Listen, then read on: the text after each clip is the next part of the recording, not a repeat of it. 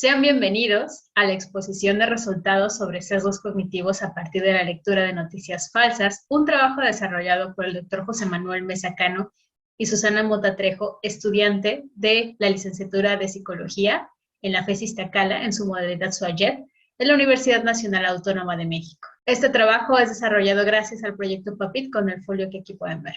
3 conceptos y una realidad incómoda. ¿Qué son las noticias falsas? Vamos a posicionar a las noticias falsas como aquellas que tienen la intención de desinformar y de alterar la opinión pública. La noticia falsa se relaciona con los medios de comunicación casi desde su nacimiento, puede rastrearse incluso hasta en la Segunda Guerra Mundial en la famosa guerra propagandística. Pero, ¿por qué nos importan ahora? Porque han tenido una repercusión en fenómenos sociales como la relación de Cambridge Analytica con las elecciones de Estados Unidos, con el Brexit, por ejemplo, o con más reciente la teoría del reemplazo. La noticia falsa está bajo la semántica de la posverdad, que es un término que acuñó el diccionario de Oxford en el año 2016. La posverdad deja de lado hechos objetivos y apela a las emociones y creencias personales. La verdad se convierte en algo relativo y se impone el discurso emotivo sobre las cuestiones objetivas. Entonces también entran las burbujas mediáticas, ¿sí?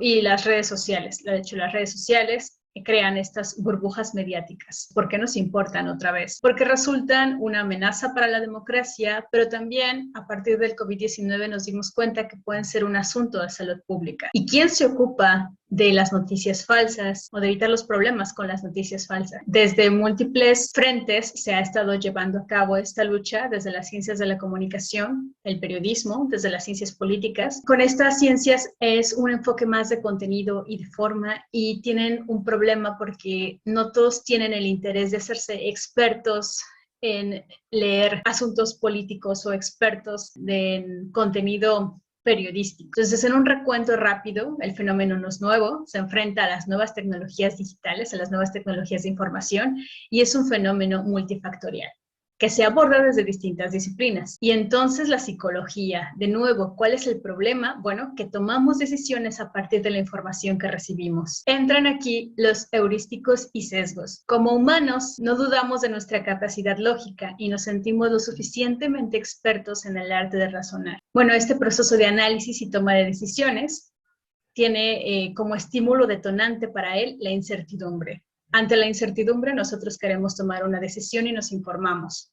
O a partir de la información que tenemos, queremos tomar una decisión. Para este trabajo se tomó en cuenta la teoría del procesamiento dual de la información de Kahneman, mientras que el heurístico es un mecanismo adaptativo. El sesgo nos lleva a cometer errores sistemáticos donde detectamos causalidades en coincidencias que no necesariamente son ciertas, forzamos a coincidir información nueva con la vieja, confiamos excesivamente en juicios de autoridad, damos un peso excesivo en la toma de decisiones a cosas como sucesos notables que atraen la atención, sucesos dramáticos, a experiencias personales, y esto nos lleva a cometer errores sistemáticos. La alfabetización mediática contra las noticias falsas. Una alfabetización mediática con un eje en sesgos cognitivos entonces pretendería que el individuo reconozca su vulnerabilidad ante el error. Vamos a intentar desmitificar este proceso de razonamiento, entender los caminos que conducen al error y entender la relación con las creencias. En otras palabras, identificar sesgos cognitivos, conocer la cognición, identificar cuándo se da una respuesta rápida y cuándo amerita detener y ser metódico. Este trabajo es realizado gracias al proyecto PAPIT, y su objetivo fue identificar sesgos cognitivos presentes en adultos mediante una entrevista semiestructurada durante la lectura y análisis de noticias en Internet. El método fue de enfoque cualitativo. De participantes hubo 5 adultos mayores de 18 años, todos voluntarios en un muestreo no aleatorio. La entrevista fue semiestructurada, noticias con diferente grado de desinformación, de acuerdo a un panel de expertos. Las noticias son NT1, su fuente de Televisa, ND2, su fuente de la DW, NP3, su fuente Proceso. Las entrevistas se llevaron a cabo de noviembre a diciembre del año 2021. En la primera etapa de las entrevistas, el objetivo era ver una idea general sobre el Internet y los métodos de búsqueda de información. Todas las entrevistas se desarrollaron en 2 etapas, a lo largo de 60 minutos. En esta primera etapa, lo que queríamos era buscar una idea general sobre Internet y también los hábitos de consumo de información. En la segunda etapa, entonces, entraba la lectura y la valoración de las noticias elegidas, donde en cualquier momento se podían externar opiniones. Al finalizar, se hicieron preguntas exploratorias, como ¿conocías la noticia? ¿Es confiable? Y todas las entrevistas fueron videograbadas con un previo consentimiento informado.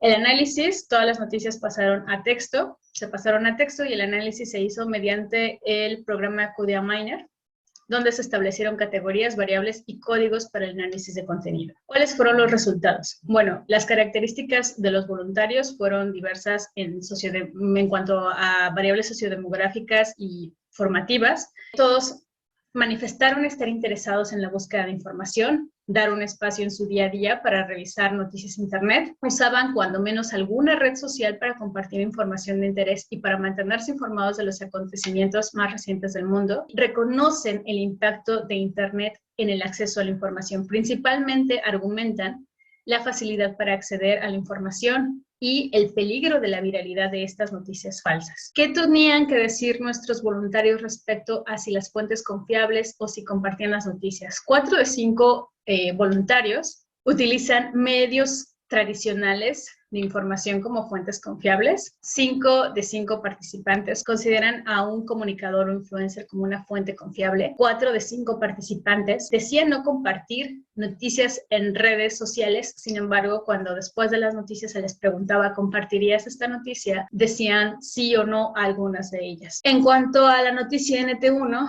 pudimos detectar heurísticos de disponibilidad, sesgos de proximidad, sesgos de confirmación y sesgo de autoridad ante las preguntas que buscaban explorar sus opiniones.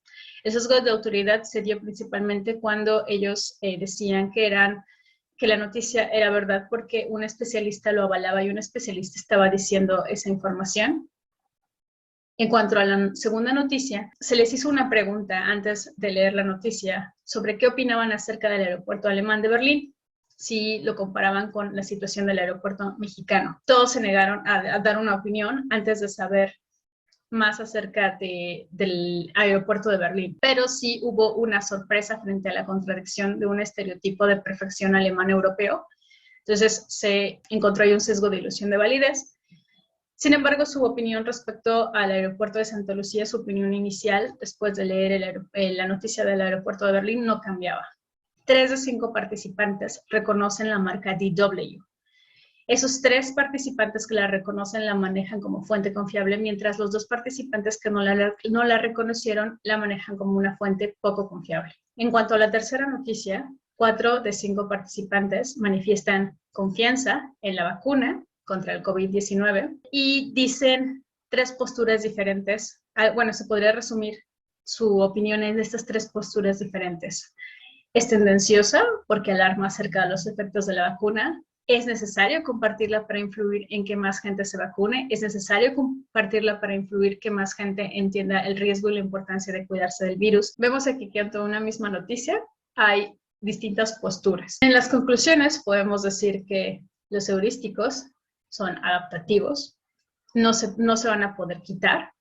Es imposible erradicarlos completamente, estos mecanismos adaptativos, porque nos ayudan a identificar patrones y adelantar juicios como atajos.